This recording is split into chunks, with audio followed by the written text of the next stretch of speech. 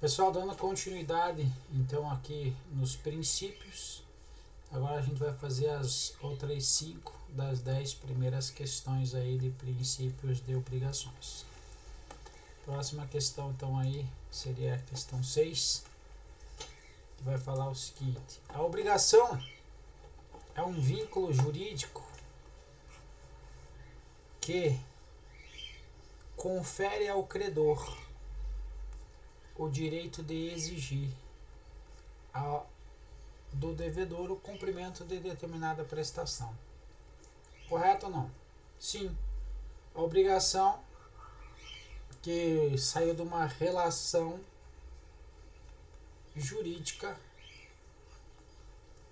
entre o sujeito ativo e o sujeito passivo. O sujeito ativo é o credor, o sujeito passivo é o devedor. E aqui tem uma relação obrigacional, certo? Quais são os 3 tipos? Primeiro, de dar. Segundo, fazer. Terceiro, não fazer. Foi o que nós já falamos, apenas estamos revisando para gravar. Dar a coisa certa, a gente vai ver questões sobre isso. Ou incerta. Fazer serviço / atividade. Não fazer é abster-se e omitir-se ou omissão. Esses 2 primeiros aqui, dar é uma obrigação positiva, fazer positivo, não fazer obrigação negativa. Ok? Vou trazer alguns ensinamentos de doutrinadores para facilitar aí o aprofundamento das questões. Ok? Então a gente vai pegar a parte teórica relacionada às questões para dar uma revisada aí, para aprofundar conceitos. Então, segundo o doutrinador Carlos Roberto Gonçalves, ele vai dizer que a obrigação é um vínculo jurídico que confere ao credor, que é o sujeito ativo, de exigir do devedor, que é o sujeito passivo, o cumprimento de determinada prestação. Ok? Uma relação de crédito e débito que se extingue com o cumprimento da mesma e tem por objeto qualquer prestação economicamente aferível. Ok? Então, tá aí a doutrina. Questão 7ª. A obrigação simples são as que apresentam um sujeito ativo, um sujeito passivo e um objeto único. Certo? A resposta está correta. Então, vai ter sim um sujeito ativo, um sujeito passivo e vai ter apenas um único objeto. Vamos olhar o que a doutrina fala a respeito disso. O autor aí, o Carlos Roberto Gonçalves, ele vai dizer que uma obrigação simples, ela apresenta todos os elementos no singular, ou seja, apenas um sujeito ativo, apenas um sujeito passivo e também apenas um objeto. Ao contrário da composta ou complexa, ela pode apresentar um dos elementos ou todos os elementos no plural. Então ele pode ter 2 sujeitos ativos e o restante no singular, eu posso ter um sujeito ativo e dois sujeitos passivos. Eu posso ter um sujeito ativo mais um sujeito passivo, mais o objeto serem dois, e assim por diante. Ou seja, basta ter um dos elementos no plural para que a relação das obrigações ela passem a ser complexas ou compostas. Próxima questão, questão 8. Julgue o item a seguir aí. Os contratos de compra e venda em que as partes são simultaneamente credoras e devedoras entre si configuram relações jurídicas obrigacionais complexas. A gente acabou de verificar isso quando nós temos, por exemplo, vamos pôr aqui em cima aqui, um sujeito ativo, um sujeito passivo e um objeto. Essa é uma obrigação dita simples. Agora não, agora está dizendo assim, nós temos simultaneamente credores e devedores entre si. Credores, devedores, ou credoras e devedoras. Então eu tenho aqui pelo menos dois, sujeito ativo e passivo. Está no plural. Credoras e devedoras. Então, sujeito ativo, credoras, sujeito passivo, devedoras. Ok? Esses dois, no plural, nós temos então uma obrigação dita complexa. Ok? Correto. Foi o que a gente viu na outra questão aí, certo?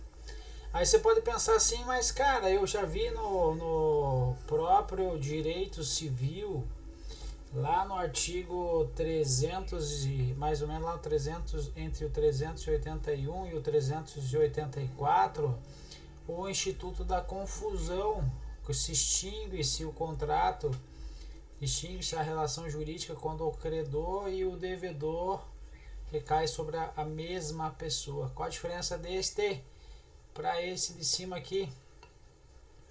A diferença é que aqui é apenas uma pessoa. Perfeito? Então, se é uma pessoa, não é esse enquadramento aqui, que é o duas ou mais pessoas, ok?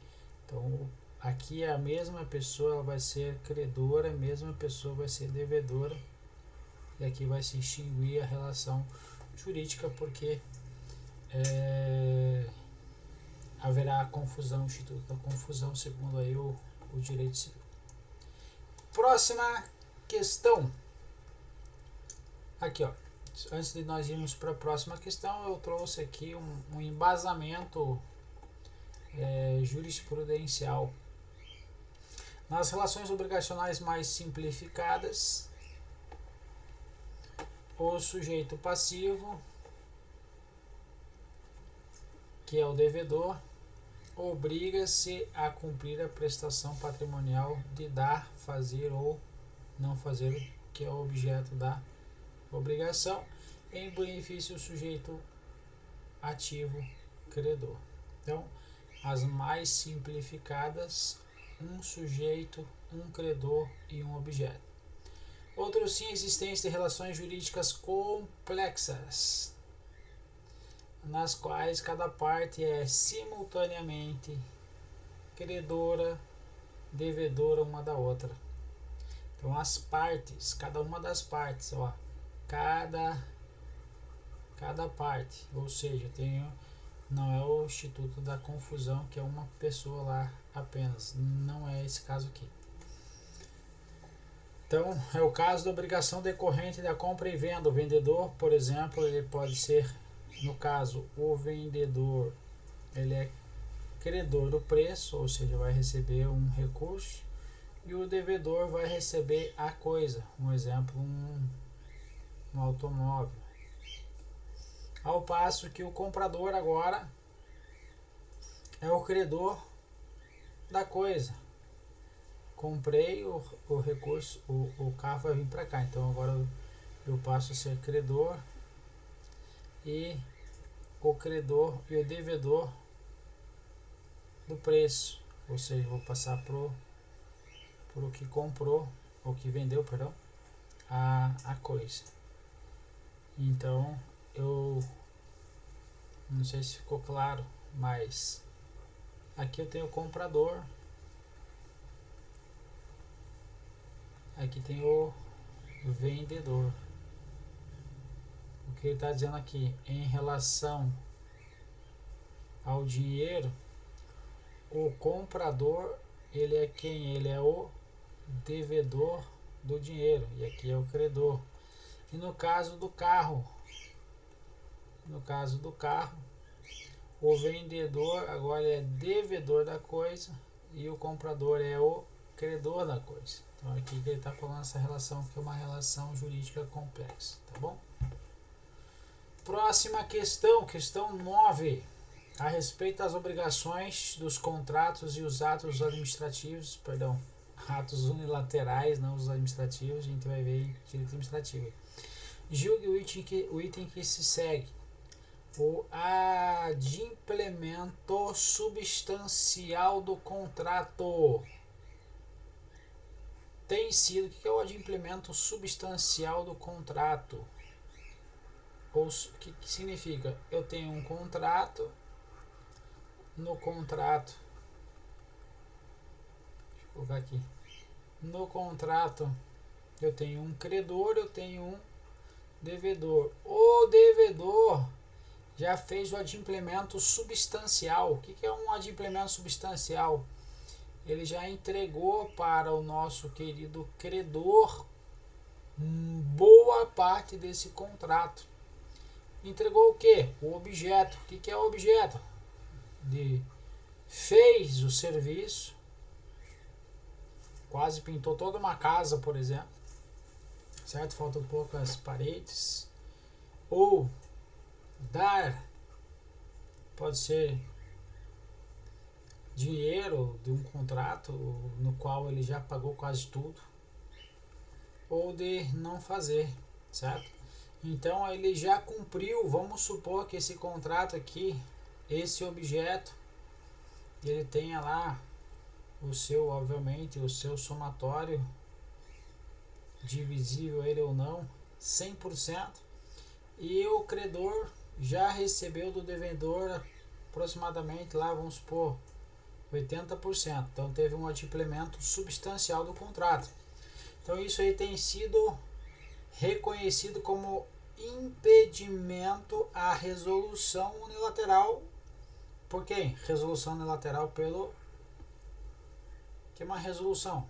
É um encerramento, é uma rescisão unilateral. Unilateral significa que sem a vontade do credor, vai lá do devedor, vai lá o credor e quer extinguir.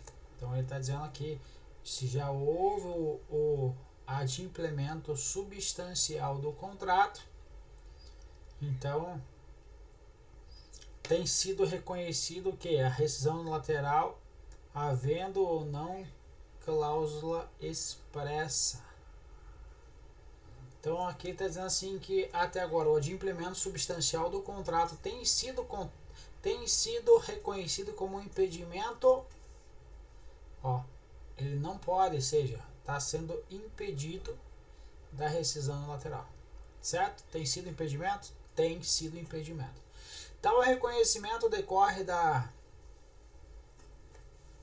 aplicação do princípio da boa-fé, que exige das partes um comportamento leal, colaborativo,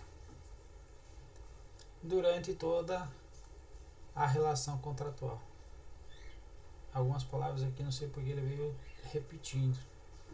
Assim mesmo que o devedor não cumpra integralmente a obrigação, então ele não cumpriu, o nosso querido devedor não cumpriu integralmente a obrigação, se a parte adimplida for significativa, ou seja, substancial, a resolução do contrato pode ser considerada abusiva. É o que a doutrina e a própria jurisprudência entende. A gente vai ver aí alguns julgados e a doutrina, julgado do STJ a respeito disso na próxima questão. Aqui ele diz assim: pela teoria do adimplemento substancial ou substantial performance, em hipóteses em que a obrigação tiver sido quase toda cumprida, não caberá a extinção do contrato, então não haverá resolução contratual, mas apenas outros efeitos jurídicos, sei lá, aplicação de uma penalidade, uma multa, de um pagamento de juros, sei lá, alguma coisa assim. Então, outro efeito jurídico pode ser feito, mas não caberá a extinção do contrato, visando sempre a manutenção da avença do que foi contratado. Isso aqui é o nosso querido Flávio Tartucci.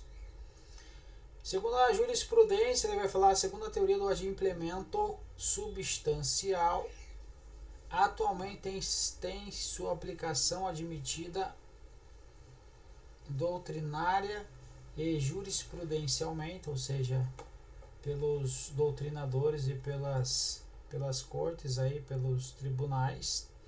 Não se deve acolher a pretensão do credor de extinguir o negócio em razão de inadimplemento que se refere à parcela de menos importância do conjunto, ou seja, já pagou a parcela substancial e está inadimplente com uma parcela menos importante em relação ao conjunto de obrigações assumidas e já adimplidas pelo devedor. Ok? Última questão, também vai tratar sobre o mesmo assunto, a teoria do adimplemento substancial. Impõe limites ao exercício do direito potestativo de sua resolução de um contrato. O que ele está dizendo aqui? Então ele está falando assim que pagou quase todo, pagou, não necessariamente em dinheiro, mas pagou, adimpliu, vamos dizer assim, uma parcela substancial do contrato. Então impõe limites, ou seja, do direito do credor, direito potestativo, de extinguir um contrato. A questão está correta também, ok? Questão correta. Pessoal, nem fui respondendo as questões estavam certas ou erradas, mas fui comentando. Então, pelo comentário, pelas correções, vocês conseguem observar lá o que foi que estava correto, o que estava incorreto. Mas eu vou dar uma passada aqui rapidamente, agora terminando os exercícios. Então veja, agravo regimental lá do STJ vai falar sobre o que? Tendo decision do tribunal de origem reconhecido o não cabimento da busca da apreensão em razão do adimplemento substancial do contrato.